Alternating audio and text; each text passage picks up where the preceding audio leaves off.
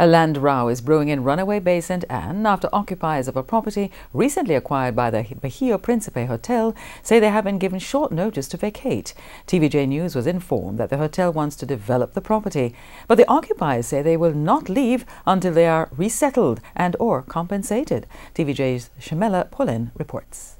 The deep blue sea separates hundreds of acres of land from the Bahia Principe Hotel in Bel Air, Runaway Bay St. Anne.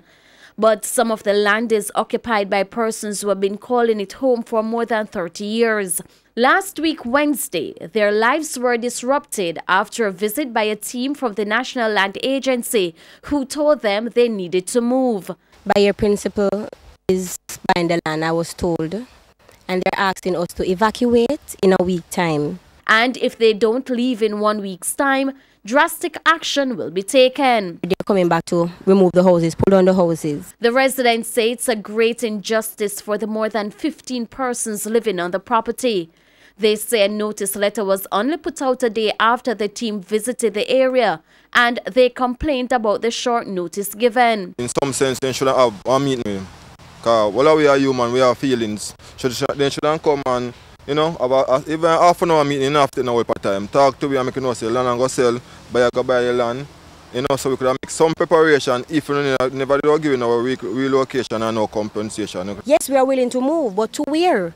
We don't have anywhere else to go. We don't have a next place to say, okay, go and put a one room and so we're simply asking persons to step in and to give us some answers. Resettlement will be fine. That's what we're asking for. Some resettlement, some compensation so we can move on. It's not just home for them either. It's also where they earn their livelihood. So all that will be wiped out as well. Over 16 years now, I have fish.